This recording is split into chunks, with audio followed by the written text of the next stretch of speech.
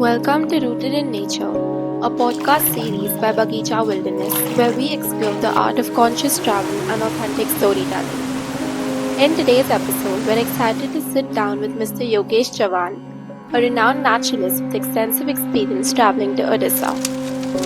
In this conversation, Mr. Yogesh tells us about the hidden gems of Odisha and its rich cultural heritage. Namaskar and welcome to the Hidden Gems of India, Odisha. In this podcast, we have Mr. Yogesh Chavan with us. He is a wildlife photographer and a naturalist, and he knows Odisha much better than all of us here. Yogesh ji, welcome to the podcast. Hello, thank you so much for welcoming me, and it's my pleasure to be on the podcast. So, Yogesh ji, let's travel the entire state of Odisha together. How about we move to the southern part of Odisha first, because I've never heard of the places there. Places like Koraput are places which I've only heard, but I've never seen them on Instagram reels or seen them appear anywhere. Can you tell us about some unexplored places there? Yeah, one thing is the Deomali Hill. Okay. It's one of the highest mountains in Koraput or in Odisha, and once you're on the top, you get such a lovely view from there. Especially if you see the sunrise from there, it's just heart-throbbing, and you really relish that moment when you reach the top and see the view around Okay. you. Deomali. Also, there is Koraput. If you heard of it, Koraput is a very good place to visit, and it has this Duduma Falls. Duduma. This is a waterfall, Duduma Waterfalls. It's around 500 to 600 feet fall. Straight, the water comes down on the ground to the earth, and the kind of mist it forms, like as if you're traveling in a cloud. And if you're close by to it standing, it really gives thunders to your chest, and you can feel your heart throbbing. It's a lovely experience to see the Duduma Falls at Koraput. Okay. I've heard about this one national park in Odisha, which I have also never been there. Can you tell us more about it? It's, I think, called the Simlipal forest. Yeah, Simlipal forest. It's quite to the north of Odisha Okay. actually, beyond Kuldiha Wildlife Sanctuary. So Simlipal is quite unexplored actually, and not a very what you can say tourism spot till now. But it has got very good wildlife to be seen, to be photographed. And what's the best season for visiting? Of course, you don't try to travel in the monsoons Okay.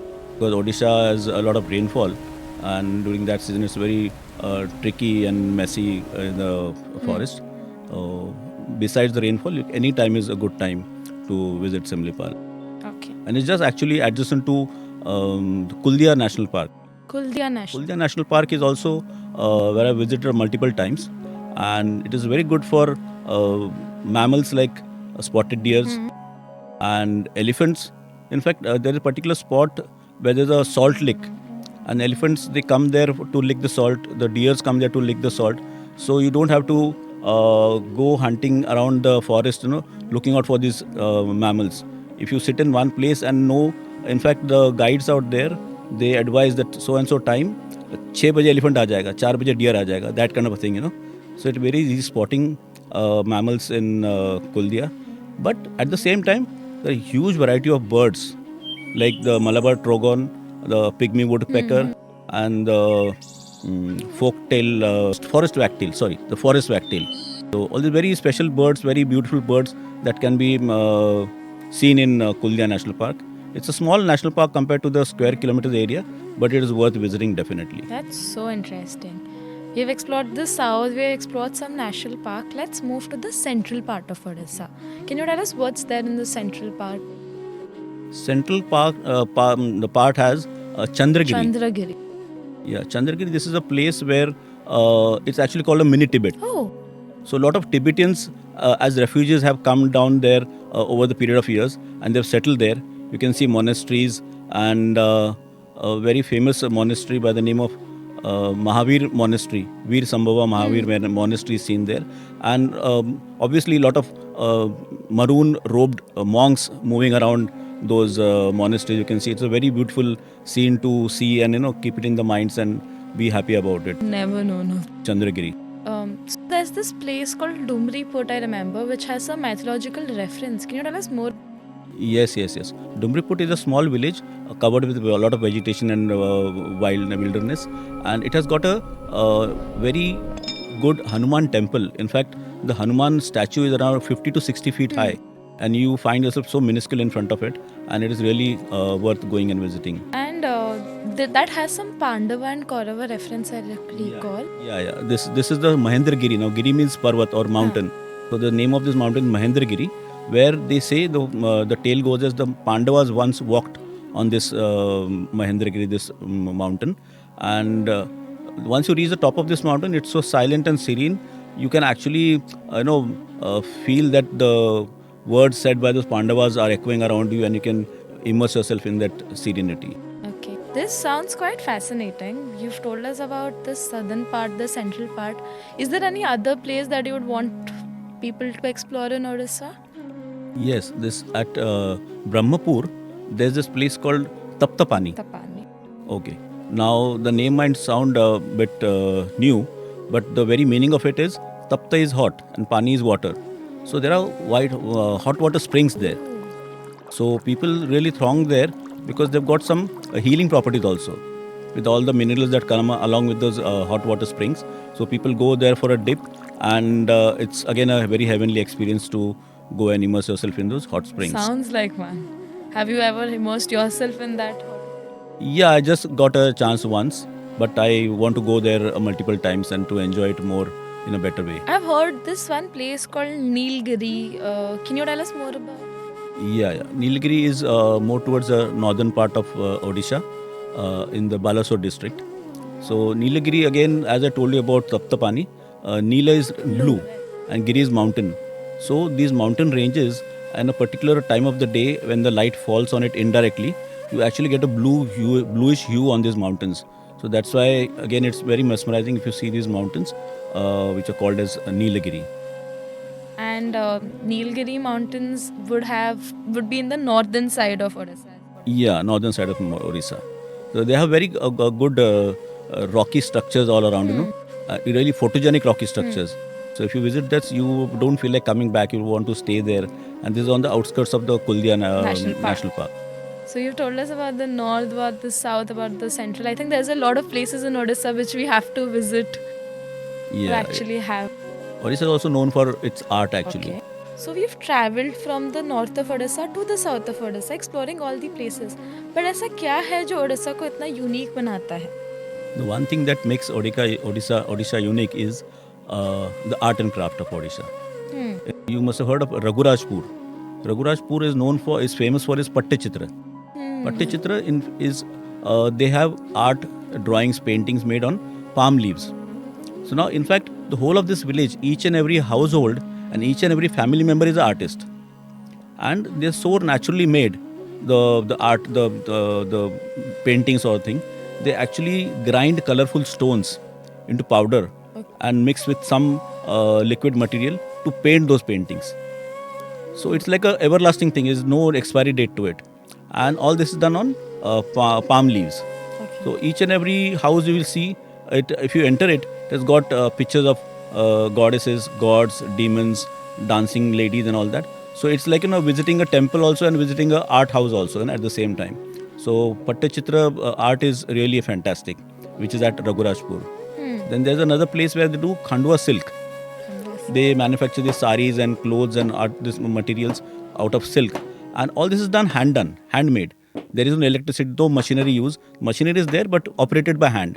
And that silk, it has got such bright colors that you really get attracted to it and feel like buying those things. That stuff. In fact, Khandua Silk is famous for those clothes, those cloths that they manufacture there are sent to the gods of Jagannath Puri. So it's such a sacred place where you use those clothes manufactured there, handmade there for the Lord at Jagannath Puri.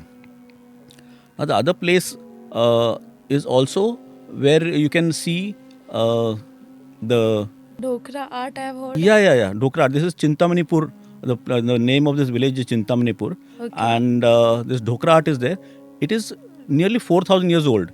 And the art is going from generation to generation without any written document. This has been taught by the father to the son, and then son, when he gets married, is get older to his son that way. And it's a real magical art. I've seen it with my own eyes. What they do, suppose they have to make a bird. So they create a clay bird, and then on top of that they wrap it with lacquer, that is lac. Now this is derived from nature, and it's prepared that way. It's like wax, but malleable wax. So they prepare the artwork on the bird with that lac or melting wax, and then again a layer of mud is put on it. Now there's one small hole kept. Once this thing is fully prepared, they heat it up. What happens due to the heating? The place where they have put this lac, this wax, is melts off, and there's a hollow created. Once that is totally hollow created, then they put metal like brass or bronze, liquid it, melt it, and put it from the other end. And when that is solidified, and they break open the clay mud, and then you get a artwork or artifact made out of brass or bronze. So it really looks magical, and if you see that particular piece of fine wiring, you just can't figure out how they must have done it. It's that magical. Then there is lacquer bangles are prepared, lacquer jewelry is prepared. Again, lacquer they procure it from plants. In fact, a particular kind of insect is inserted on a plant, and now about 5 to 6 months, that insect creates some particular kind of a covering to those branches. That covering is taken off from those trees, and usually kusum trees or bear trees are used for such purposes. And the button lac is prepared. They put colors to it and various things, and they prepare bangles. Now preparing these bangles is a very interesting process. They have furnaces like heating places, and this lac is heated onto it and rolled into small pipes, like the thickness of a bangle. And these then they cut at a particular length. Like suppose you round off that particular length of the cut lac, then it create into a bangle. So they create those bangles, and they again heat it to make it properly round. They put the wooden staff is inserted in that bangle, kept it round, and parallel to that, a metal ring is also heated at the same time. Okay. So the metal ring and the wax or the lac bangle is put around it, and then it is cooled down. So then we get the colorful bangles or jewelry that is then sent to the market for selling. Wow, you've explained the process so beautifully. I could imagine the entire. Yeah, it's very, and all the ladies in the villages are come down there to this particular working place, and so it is like a job for them. Also, they are earning out of it, and plus the age-old tradition is also maintained. That's such a nice way of women empowerment. Yeah, The women are also involved in going and making. Yeah. Because I think it's been going through generations for them to know the tradition Right, properly. right. And third thing, one more interesting what I found is, of course, there is a lot of pottery there. Pottery is also very well practiced there. Again, a lot of villages, if you go to a village where pottery is made, the whole village is doing pottery. Oh, okay. Like one place I have been there, Chaluni Gaon. Okay. So that place has got pottery, and traditional pottery where they mix mud with feet and mix it thoroughly, like how we do the dough for your rotis. Roti. And then they have a spinning wheel which they spin by hand. Oh, And the chakra. the chakra. It's like a bullock cart wheel or something. So they spin by hand, and in between there's a space where they can put that load of mud, and then they with hands, with their skill, they shape it into a pot of different size, different shapes. And then the very magical thing, I was wondering, once they made it, how they're going to take it off, because it is very wet. So they cut it off with just a thin thread of the wheel, and then they slowly pick it up and keep it for drying. So that is very interesting. And terracotta is one more art which was very fascinating. Now terracotta is also practiced there. Now the name may sound a bit new to you, but similar to pottery. But what they do is they dig mud from deep down into the ground, about say 8 to 10 feet. So they get very soft, thin mud. Even that mud is again put into a motorized machine, like how we have a mixer at home. That mud is put into the that machine, which has round blades like a fan, like a mixer, and water is added to it. Okay. Now, once that is mixed thoroughly, there's a tap at the bottom of the machine. They open up the tap and collect all that through a strainer. So even after the mixing, if there are some small stones or pebbles remaining, those are filtered off, and then that soft mud along with the water is collected in a hole in the ground. And how they dry it is a very unique process. they at the open land they spread a big sheet of cloth, maybe what a sari or something like that, and then they spread the sari, and then with a bucket or a mug, this liquid mud they pour it all over the sari, and they spread it evenly with hand, and then they let it dry. Now their drying is not fully dry to such a extent that it is like clay. You can mold it into something. At that point, they collect it and keep it under plastic wraps, so it doesn't dry further. If it dries, they can't mold it. Mold it, right? Yeah. So one it's kept in plastic wraps, and then when they want to make any artifacts, they take this mud, a piece of it. Again, they have a turntable for making clay pots. But I myself have seen them making a Ganesh, a Ganpati, idol of Ganpati. So again, all the village ladies collect there for about 3 to 4 hours in the particular afternoon time, where they have the spare time, and they make these things. And once these artifacts, they also make these faces, like what you can say is, I don't remember the exact word now, but mukhauta you can say, what they say, which can be placed in front of a face. In Durga Puja. Yeah, in Durga Puja, what they do. Yeah, and toys are there. Then these god idols are there, or even pots. Once all that is done, they are dried in normal sun for drying. They are kept in normal sun for drying, but they are not strong enough now, so they need to be heated up in a furnace. Okay. So just like a sigri, they have a huge furnace made of mud, and it has a net, iron net at the base. All these pots and artifacts are kept onto that iron net, with dry grass inserted in between, and then below the net they put wood fire. Okay. They put all the wood and they lit fire to it, so it's like cooking. And once the whole thing is heated up in the furnace, it's properly cooked, and once it's cooled down, it's again got out of that furnace from their bhatti. They call it a bhatti, and then if it requires painting or something, it is done, painted, made it beautiful, and then sent for selling into the market.